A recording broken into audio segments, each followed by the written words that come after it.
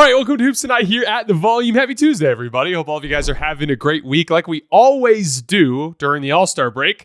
We're going to take some time today to zoom out and take a look at our contender rankings. We're going to be ranking 15 teams today. You guys know the drill. Before we get started, subscribe to the Hoops Tonight YouTube channel so you don't miss any more of our videos. Follow me on Twitter at _JasonLT so you guys don't miss show announcements. Don't forget about our podcast feed, wherever you get your podcasts under Hoops Tonight. It's also super helpful if you leave a rating and a review on that front. Don't forget about our brand new social media feeds on Twitter, Instagram, and Facebook, where we're releasing content throughout the year. And then last but not least, keep dropping mailbag questions in the YouTube comments so we can keep getting to them on Fridays throughout the remainder of the season. So again, this is our contender rankings are kind of a living document, right? Like stuff is moving around as we get more information. I just wanted to kind of peg down a list right here at this point in the season. I'm going to break these teams into 5 tiers, okay? And remember, this is not like our power rankings. Our power rankings, which we're going to get back to doing starting next Monday, those are where we're just kind of shouting out the teams that are playing well as of late, right? And more kind of focusing on the regular season. This is strictly who do I think has the best chance to get all the way to the Larry O'Brien Trophy. Not to win 1 series, not even to win 2 series. Strictly how likely I think these teams are to hoist the Larry O'Brien Trophy. Our first tier is our top tier contenders. These are teams that are so good and that have so much in the way of expectations that anything involving them losing before even getting to the finals would be considered a complete failure. These are teams that are championship or bust. Starting with number 1, the Boston Celtics, who've been number 1 all year for me. They are currently at DraftKings at plus 235 to win the title. They've actually been supplanted as the favorite. On DraftKings now, the Thunder at plus 225 are the favorites. I don't like that value for OKC. I think it's far more likely that OKC gets beat in the West than Boston gets beat in the East. And I'd pick Boston over OKC head-to-head. So, like, in terms of the betting odds, I don't think that's a good price for OKC. But they are currently the favorite to win the title. Boston is the clear number 1 pick to me because they have the hardest weakness to exploit. They don't actually have a personnel weakness, really at all. They just have a personality weakness. They're top 6 in offense, defense, and defensive rating or defensive rebounding. They're a top 10 paint defense. They're a top 5 3-point line defense. And cleaning the glass currently has them as the number 1 transition defense in the NBA.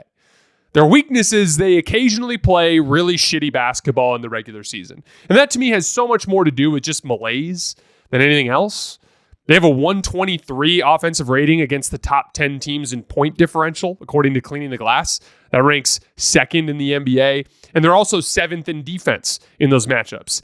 In terms of win-loss in those matchups, they have a 69 win percentage against teams in the top 10 in point differential. That ranks number 1 in the NBA, even over the Thunder, even over the Cavs. I even think they've been feeling a little bit of like a reverse version of what the Cavs got in the early part of the year, where like several Celtics are shooting well below their norms from 3. And I think that's something that will normalize over the tail end of the season. To me, they're better than the Thunder for a few key reasons. Number 1, I think Jayson Tatum's gotten a lot better and is now on the same tier as a guy like Shai Gilgeous-Alexander. So I don't see the Thunder as having some substantial star advantage like I looked at it as a problem for the Celtics in years past. I also, too, think the Celtics are far more experienced down the roster in the playoff setting than OKC is. Later on, I'm going to talk to you guys about age, and I'm going to list some of the ages of some of the players on both rosters, and you guys will get a better feel for that. But I do think experience is a big advantage for Boston. And then 3, I think Boston's offense translates much better to the postseason than Oklahoma City's offense does. And I think the gap between these two teams defensively in the playoff context is substantially smaller. So I think Boston, what we're seeing from them, what we know they can do is more reliable in the playoff context than what we've seen from Oklahoma City. They're versatile too. They can protect the rim. They have great switching looks. They have big lineups. They have small lineups. They have more players that can initiate offense than anyone in the league, but at the same time, they have a ton of dudes who can play off ball as play finishers. And I think they have an easier path through the conference. I think Boston is the clear-cut championship favorite at this point. I think a lot of the stuff we've seen from them that's looked bad at times this year is mostly just dealing with the 82-game regular season after you've already won the trophy. And again, all these other teams that we're talking about are just dealing with another level of urgency. The Celtics are still a clear number 1 for me. Number 2, the Oklahoma City Thunder on DraftKings at plus 225 to win the title. The main point of optimism for me with the Thunder is their defense. They have the best defense in the league, and it isn't particularly close. The gap between their defensive rating and the second best defensive rating is the same as the gap between the second best defensive rating and the 10th best defensive rating in the NBA. They defend well in every single area like Boston does, but they also force a ton of turnovers and get out and transition off of those turnovers, which is something that Boston doesn't. The only thing they don't do well on defense is they're not a good defensive rebounding team. But that is just a real asset that they have in any playoff series. The best defense in the league that's going to provide a lot of problems for teams to deal with. I also think Oklahoma City has a much better primary weapon to deploy on stars in terms of Lu Dort, who I think is a top-tier guy in that regard, and just like a real asset to just be able to put him on the other team's best player and just know for a fact that he's going to make that guy uncomfortable. He does it against guards like Donovan Mitchell and big old wings like Luka Doncic. Like, he's just as versatile as they get. Just a huge weapon for that defense. And statistically, their offense is excellent. They're 6th in overall offensive rating. They're 5th in half-court offensive rating. And Cleaning the Glass has them as the 4th best transition offense in the league. Shai is still the substantial favorite to win the MVP on DraftKings right now. So every metric would tell us that Oklahoma City is the best team in the league. Again, like I mentioned earlier, even DraftKings has them as the championship favorite. So why do I have Boston ahead of them? I think Oklahoma City's dominance in this particular regular season is a bit inflated over their playoff viability. I have consistently talked about over the years about how young, super athletic teams have a certain impact in the regular season that older veteran teams struggle to match. It gets even more exaggerated by the fact that in the regular season, you don't have as much time to prep. When you run into OKC for a single game on a random Tuesday in February, it can catch you off guard. You can get your butt kicked, especially when their defense is built on aggression and forcing mistakes. Every single one of their top 8 minutes per game guys in their rotation is 26 or younger. 3 of them are 23 or younger. Here's the Celtics as a counterexample. Of their top 8 rotation players, only Jayson Tatum is 26 or younger. And he's exactly 26. 3 of their top 8 are in their 30s. 2 of them are over age 34. You think those guys are going to bring the same level of nightly intensity that Oklahoma City is bringing this year? Of course not. When you get to the postseason, 2 things happen that limit the effectiveness of this hellacious style that Oklahoma City is playing. 1, all of the vets start matching the level of intensity that the young guys bring. Now, the young guys are still more athletic, but the gap shrinks as the vets engage for urgent basketball. And then 2, you get to prepare for several days for the matchup. And then even within the matchup, you get 2 weeks to try to solve the problem. Simple example. Last year, the Thunder were also a dominant, forcing turnovers, get out and transition type of team. In 4 regular season matchups against the Mavs, they forced 16 turnovers per game and scored 24.3 points off of those turnovers in the regular season. In the 4 losses to Dallas in the postseason, they only forced 14 turnovers per game, and they only scored 18 points off of them. More than 6 points less. That makes a substantial difference when you're splitting tiny margins between 2 great teams. The problem they present, the confusion, the chaos, the transition attack, the effectiveness goes down in the postseason because the vets are more up for it and teams are more prepared for it. So the question is, how good are the Thunder really? They're awesome. They're a top-tier contender. I think they're the second most likely to win the title. But the reality of who they are as a team is somewhere between what they were last year against Dallas and what they are now. Somewhere in the middle there. And I think that puts them firmly below the Boston Celtics. I think the biggest problem they'll face in the postseason is role players making shots. Isaiah Joe was the only player to hit 40% of his threes against Dallas last year. Kason Wallace, Jalen Williams, Lu Dort, Aaron Wiggins, Chet Holmgren, that's Jalen Williams, backup center. Lu Dort, Aaron Wiggins, and Chet Holmgren all shot 33% or worse in that series from 3. When they've lost games this year, it's been a similar issue. The offense bogs down. Nobody but SGA can hit a shot. Now, to be clear, if they shoot the ball well across the board, their defense is so good they'll win the title. I'm just skeptical that they'll shoot the ball well enough. They're 17th in three-point percentage this year. They're bottom 10 in spot-up efficiency, according to Synergy. Teams are going to pack the paint. They're going to dare other guys to make shots and Shai to try to score a million points. That is the one thing that I think makes them a lot more vulnerable than their record would lead you to believe, if that makes sense. Moving on to our second tier. I'm calling this the appropriate fear tier. These are teams that have pretty high expectations. Like if any of these teams lost a first-round series, it would be considered a massive failure. But at the same time, they're obviously aware that Boston and OKC are going to be really tough challenges for them, that it's an uphill climb there. But on the flip side, I think both OKC and Boston should have an appropriate fear of these teams and the reality that they could potentially upset them. I also think all three of these teams are particularly vulnerable to matchups that they probably need to avoid to get where they want to go. Well, I'm actually going to name all three tiers here for an just so I can demonstrate the matchup weakness. The three teams I have in this tier are the Nuggets, the Cavs, and then the Lakers. To me, if the Nuggets see Minnesota, they're probably going to lose. If the Cavs see Boston, I think they're probably going to lose. And if the Lakers see the Nuggets, I think they're probably going to lose. And by the way, we're going to get further into this when we get to the Lakers. They're the one team in this entire list that is I don't feel very strongly about, because they're just kind of loosely thrown in here because we've just seen so little of them with Luka. We just don't know what they're capable of. We'll talk more about that when we get to the Lakers. Number 3, the Denver Nuggets, currently at plus 1,400 to win the title on DraftKings. One of the best values that I think I see on that list. I gave Denver the nod here over Cleveland for a simple reason. They present an unsolvable problem for everyone in the league, including the Celtics and the Thunder, which is not something that I think the Cavs present. Nikola Jokic is far and away the best player in the world and a guy that none of these teams can really do anything with. Again, we'll talk more about the Cavs in a minute, but I just don't think they present that type of problem. The Nuggets have achieved a similar level of unguardability to what they had in 2023. In large part because Jokic got his jump shot back in a huge way. He's been one of the very best jump shooters in the league this year.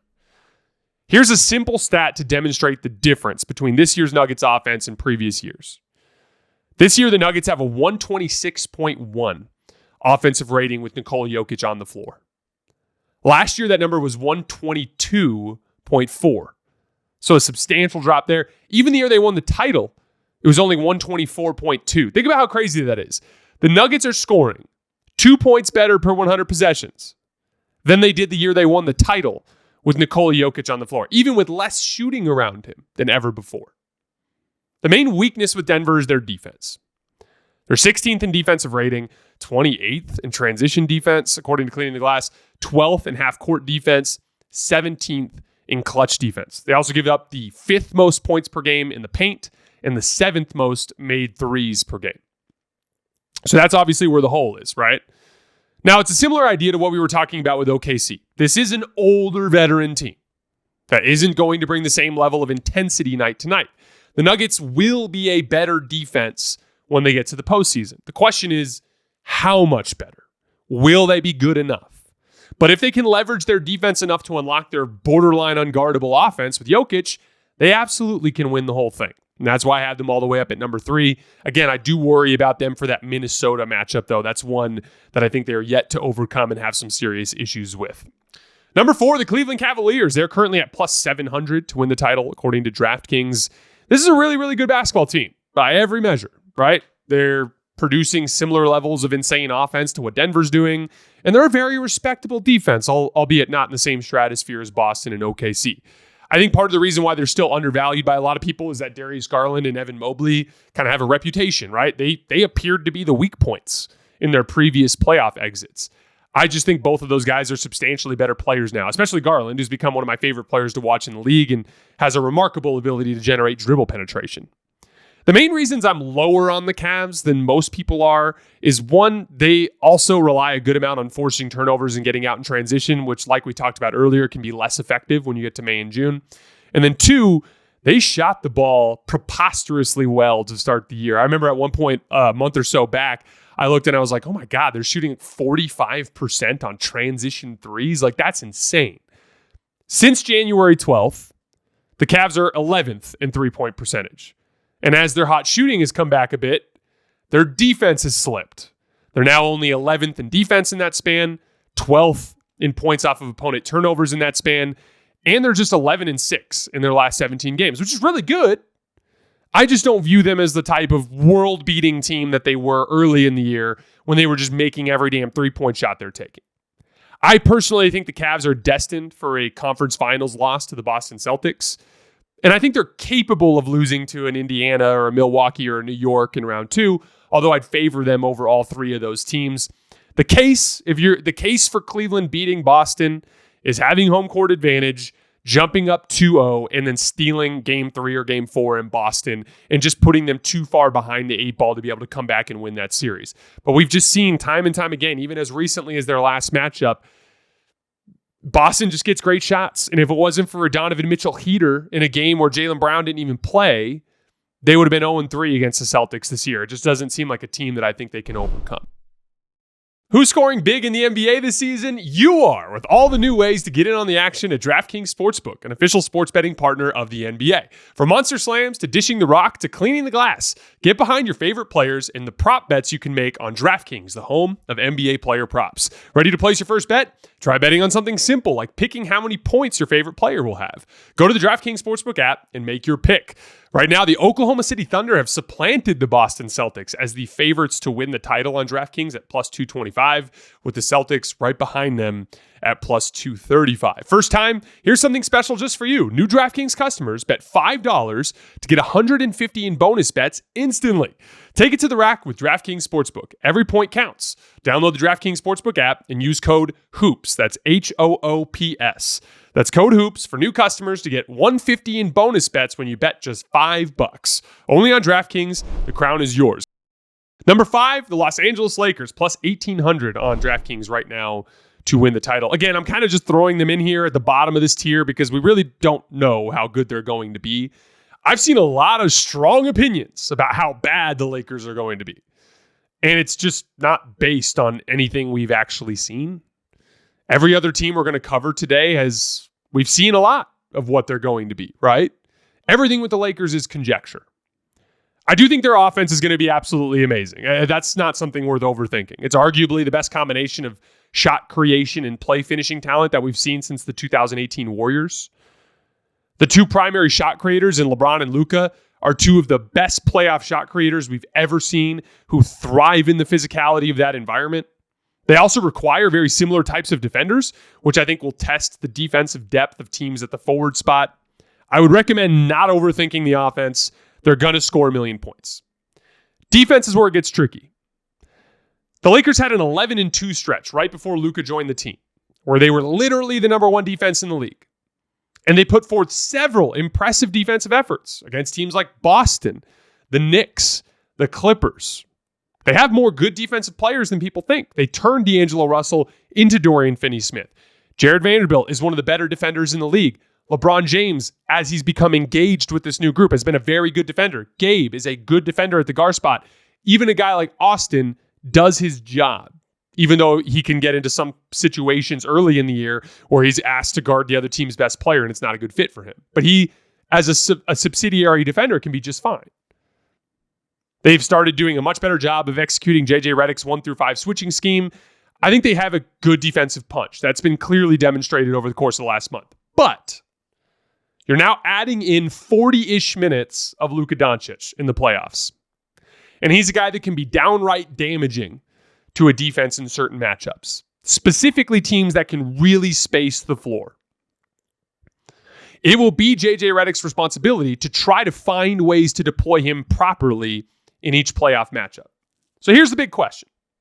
With Luka in the picture, will the Lakers be a terrible defense, an average defense, or a great defense? I don't think they'll be great. It's too much of a downgrade, getting 40 minutes of Luka on instead of two-way wings, right? But I don't think they'll be terrible either. Like I was arguing with Carson Breber from Nerd Sesh on their show the other day, and like he thinks they're going to be a bottom 10 defense. I disagree. I think they're going to be a middle 10 defense. They have too many good defensive players to just be a bad defensive team. But if they can get to the point where they're an upper middle team, like in that 11 to 15 range on the defensive end of the floor, that's where I think they have a good enough offense that they can be a legitimate championship contender. My main concerns are matchup related. I think they really match up well with OKC. Lou Dort can only guard one of Luka and LeBron, and the Lakers are just so much bigger and stronger on the perimeter. I think it's a real advantage for them. I also think Luka and LeBron are great counters to Oklahoma City's aggressive turnover forcing defense. Like, they can get the ball across the court to guys that get their defense into rotation. But I think they match up really poorly with Denver and really poorly with Boston. Denver because they will have a world of trouble with Jokic, and Boston because they'll be able to actually space the floor enough to where Luka's lack of lateral quickness will be a huge problem. But even within the context of those matchups or the OKC matchup or matchups with teams we have further down on this list, I don't really have a strong opinion on anything because we just need to see more of this new look Lakers team playing basketball. Last note on the Lakers too, injuries. Talked about this the other day after they lost to the Jazz. If they lose Jackson Hayes, if they lose a Dorian Finney-Smith, they could be in a real rough spot because all of a sudden they're going to have to play Vando or Christian Koloko or Alex Len at all times. And if one of those guys is on the floor, it allows teams to park a rim protector under the basket, make them a jump shooting team, which can bog down their offense. So they kind of have a narrow matchup kind of pathway, and they kind of have a narrow injury pathway. But I don't overthink it. They're going to score 1 million points. They've been a good defense for a while. I do believe they're a legitimate championship contender. The question is where, and we'll have a better idea of that once we get deeper into the season. On to our third tier. I'm going to start moving a little bit faster through teams now because we got a bunch to get to. This to me is the high variance tier. These are teams with real upside, real potential to win the title, but that also have glaring weaknesses that could get them beat early. These are teams that if they lost in the first round, I wouldn't be very surprised. But if they made it to the finals, I wouldn't be very surprised either. They all have huge strengths and huge weaknesses, starting with number 6, the New York Knicks at plus 1,000 to win the title on DraftKings. They're the second best offense in the league this year, led by Jalen Brunson and superior play finishing to just about everyone in the league. OG, McHale, and Cat are all just absolutely lethal if you give them an advantage. They also have a brilliant transition attack. They don't force a ton of turnovers or get a ton of stops, but when they do, they'll get up the floor like a blur, getting great shots. They've been a mediocre defense all year, though. They're 18th in defensive rating. Absolutely brutal against the top teams. They're 24th in defensive rating against teams in the top 10 in point differential, and they're just 5-8 in those games. And it's the same story every time. Teams just picking on Cat, picking on Jalen Brunson, sometimes both at the same time, and they just get their defense in rotation and they get great shots.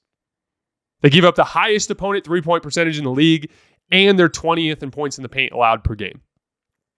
And we haven't even got to the real issue facing them, which is that they appear utterly incapable of getting buckets or stops against the Boston Celtics. Their offense and their defense falls apart against them. I just think it's inevitable that Boston beats New York if they ever run into them in the postseason. Their only hope is that Mitchell Robinson comes back and gives them a viable defensive look that can work against the top teams in the league. The reason why I say they have real upside, though, is pretty simple. There are teams that I think give Boston issues. The next team on this list is an example. All it takes is Boston getting upset, and suddenly the Knicks look like a team that has real potential to get out of the conference. So they obviously have that chance there. I just don't think that they can get through Boston if they run into them. Number 7, the Milwaukee Bucks, plus 3,000 to win the title on DraftKings. Much more of a threat now that Kyle Kuzma is in the picture. I think he gives the Bucks a much more physically imposing front line. The interesting thing for me with the Bucks is I think they're the team that gives the Celtics the most issues in the conference. They've consistently given them issues over the last few years because they can protect the rim well. They can bait Boston into jump shooting. And Giannis is just this indomitable force, right? But they're an interesting team because they're just as likely to lose in the first round to somebody as they are to even make it to a Boston matchup, which again is kind of the theme for this tier. Again, these are high variance teams. Wouldn't be surprised if they lost in the first round. Wouldn't be surprised if they made it to the finals. The scary thing for the Bucks is they've been frankly terrible against the top teams in the league this year. They won the big game against Oklahoma City in the in-season tournament final, and that was an impressive win. That's the one you cling to for upside, but they're just 2-12 this year against teams in the top 10 in point differential, in bottom 4 in both offense and defense in those matchups. Number 8, the Minnesota Timberwolves, plus 6,000. The Timberwolves are an interesting team to me because they have these obvious gaping flaws on the offensive end of the floor, which would lead you to believe that they could lose to anyone. And again, that, like we talked about, that's the theme of this tier. But the reason why I have the Wolves so high has a lot to do with their playoff run last year and what they did to OKC the other night. They have the ability to ratchet up their physical intensity in a way that a lot of teams really struggle to match. They have so many top tier defensive players that can really make opponents uncomfortable. And you get to the playoffs and the officials let you get away with being more handsy and grabby. And it just is a huge advantage for Minnesota. I also think the Wolves match up really well with Denver and OKC, which bodes well for them as just being a threat to upset them. I think they're actually more vulnerable against a team like the Lakers because they wouldn't be able to guard Luka or LeBron just because they can toss Jaden McDaniels around. Most of their perimeter guys are a little too thin. But yeah, Minnesota's an interesting team because they could easily get beat in the first round while their offense falls apart. But I wouldn't be stunned if they beat OKC or if they beat Denver and went on a run and just started mauling everybody with their defense. And Naz Reid is playing so damn well. And they just look to me as a team that's more of a playoff threat than a regular season threat. Then lastly in this tier, the Memphis Grizzlies, plus 3,000. The metrics peg Memphis as an upper tier team. They're 5th in offense, 7th in defense, 2nd in rebounding. They're a very, very good regular season team. But their offense just has a tendency to bog down against the good teams. They're just 18th in spot-up efficiency, just a 109.7 offensive rating in matchups against the top 10 point differentials in the league, according to Cleaning the Glass. And they're just 6 and 10 in those matchups. Same sort of story that consistently happens there. They've also struggled in the clutch where teams just pack the paint. It becomes kind of a shot-making contest with Ja Morant and Jaren Jackson, and it turns into a lot of difficult shots. They just haven't been able to have the same level of success against the best teams in the league that they did against the rest of their schedule. That's pretty typical for young athletic teams, right? Their success will be very matchup dependent. I could see them upsetting teams like Denver or LA because of their lack of rim protection, but they're the sort of team that if they ran into the Mavs with a healthy Anthony Davis or Minnesota, teams that can really pack the paint with length, I could see them losing in the first round. So once again, sticking to the theme of that tier. Our 4th tier, these are the puncher's chance teams. These are teams that are most likely first round exits, but you can at least see a viable pathway towards them making a deep playoff run if a bunch of things go their way. Number 10, the Golden State Warriors, plus 3,000. This is a very good defensive team with a lot of perimeter speed, 2 dominant front court defenders in Jimmy Butler and Draymond Green, but their offense is limited, and it can really grind to a halt sometimes, especially when Steph is having a rough night. But it really is this simple to me. It doesn't matter what the metrics are. If you find yourself in a playoff series, and it's Draymond, and it's Steph, and it's Jimmy on the floor, they're going to be really tough to deal with. And if those guys dig deep, like if Steph has a throwback playoff run like what he had in 2022, or if Jimmy Butler has a throwback playoff run like he had in 2023, they can absolutely beat some teams and make some noise. Number 11, the Dallas Mavericks, plus 3,500. Feels like their legitimate championship upside was taken off with the departure of Luka Doncic. I loved this roster. I would have probably had them right up around that number 5 spot if they had kept Luka. That's the same guy who got them within 3 wins of the title last year, right? But it is possible to see a tiny pathway for them this year on the strength of their defense and a surgical playoff run from a guy like Kyrie Irving. We haven't even seen what AD will look like next to Derek Lively. He's a substantial better defender than Daniel Gafford. They could be frightening. They might not even make the playoffs with all the injuries, but if they somehow get in and they get a first round series and AD's healthy and Derek Lively's healthy and Kyrie Irving's healthy and Klay Thompson is healthy, PJ Washington's healthy, we'd be foolish to say that they can't beat a top team and go on a run. They're going to be an absolute pain in the ass to deal with. But I think it's far more likely that they lose in the first round. And then number 12, the Indiana Pacers, plus 13,000 to win the title on DraftKings right now. Real long shot there, so some value if you believe in the Pacers.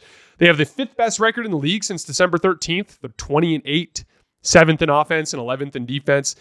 I just don't think any of their units have the level of resilience necessary to be a legit contender. I've seen Siakam and Halliburton struggle to create shots too often.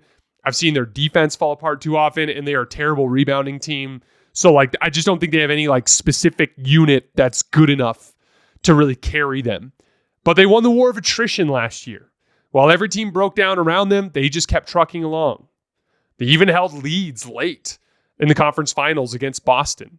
They're a good ball pressure team. They're a good transition offense. They can keep games close and wear you down. It's impossible not to at least consider them a threat after they made the conference finals last year.